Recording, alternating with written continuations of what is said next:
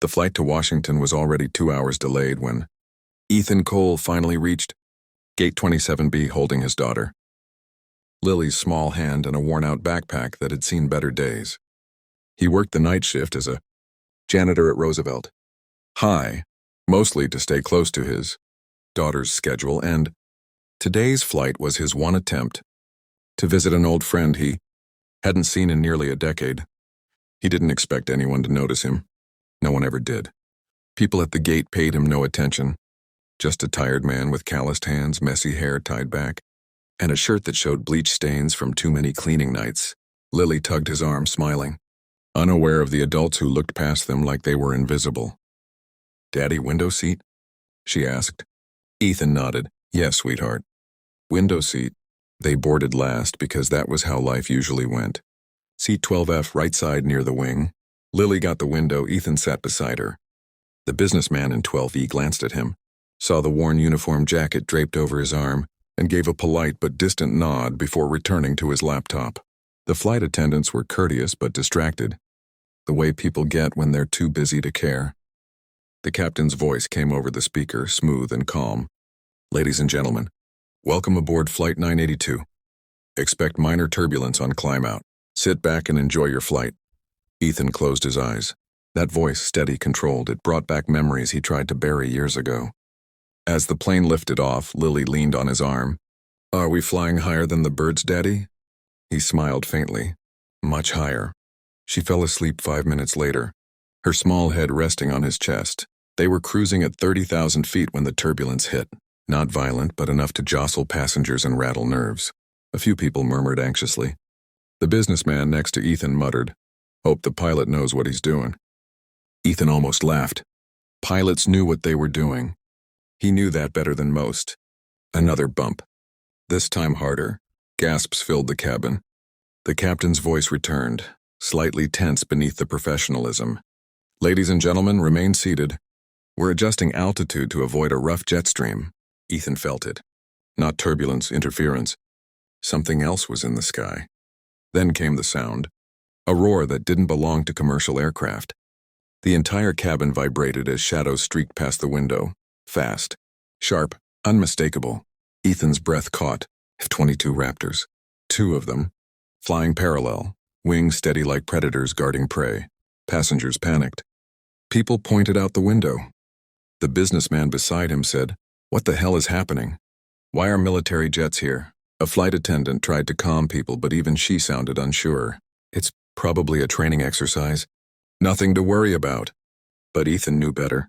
F-22s don't fly escort for civilian planes unless something triggered a national alert. And alerts didn't happen for no reason. The captain spoke again, this time with forced calmness. "Ladies and gentlemen, military aircraft will be flying near us for a short while. Please remain." His voice faded beneath another roar as a third Raptor passed overhead. Banking hard, Ethan's heart thudded. He recognized the pattern, recognized the formation. Only one specific squadron flew like that. Only one commander. He tried to stay still, but adrenaline woke instincts he thought he'd buried forever. Then the intercom unexpectedly chimed. Different voice came through. Confident, sharp, commanding. "Commercial flight. Shanghai 2.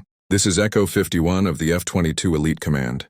We are requesting identification of passenger Seat 12F. Gasps erupted across the cabin. The businessman beside Ethan turned slowly, eyes wide. 12F, that's you. The flight attendant's voice cracked as she responded. Echo 51. Can you repeat? Did you say Seat 12F? Affirmative. Passenger in Seat 12F, name Ethan Cole. The entire cabin turned toward him. Ethan's pulse thundered. He whispered, "Not now. Not here." The captain sounded stunned. "Echo 51, may I ask the purpose of this request?"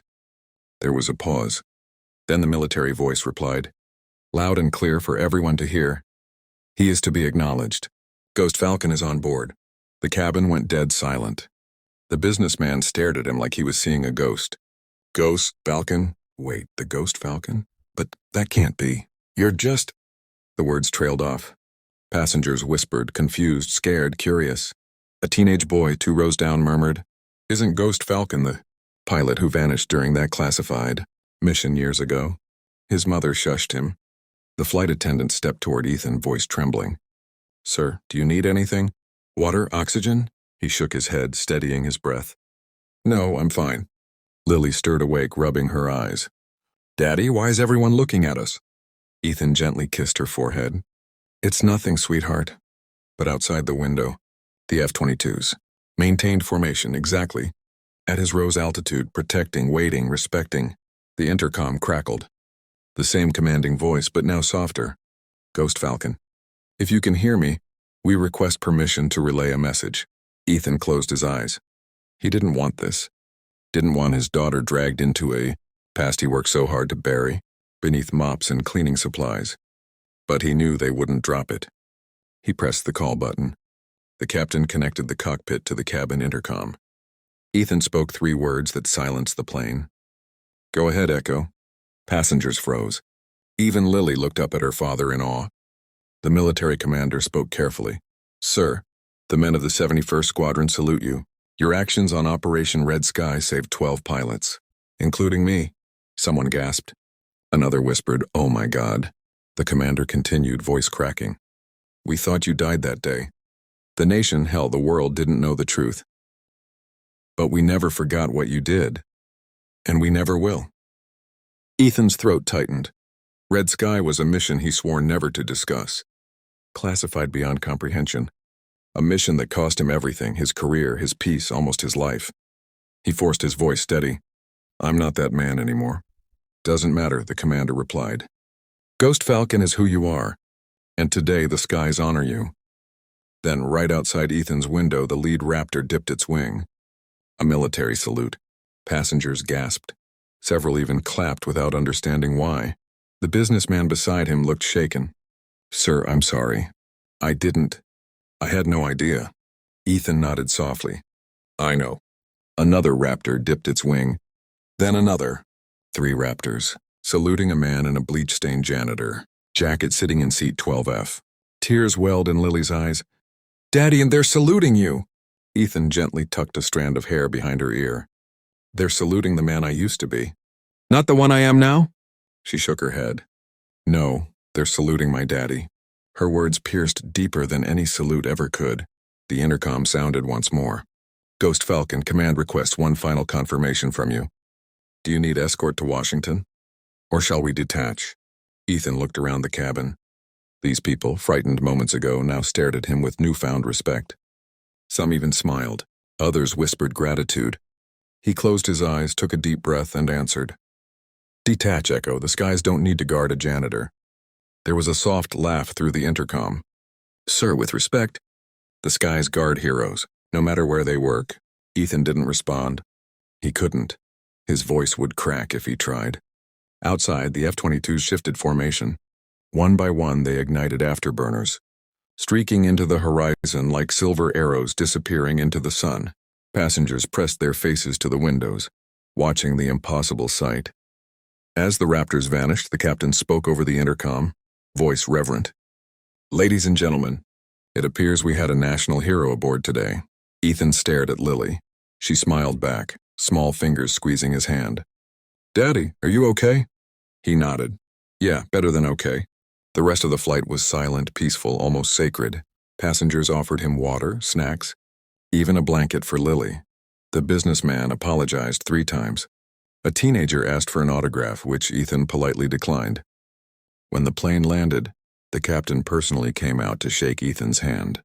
No ceremony, just genuine respect. Ethan and Lily stepped onto the jet bridge. No cameras, no press, just a quiet father holding his daughter's hand. Lily looked up. Daddy, are you still Ghost Falcon? He bent down, lifting her into his arms. I'm your dad. That's all I ever want to be. She kissed his cheek. Then you're my hero. And for the first time in a very long time, Ethan believed it.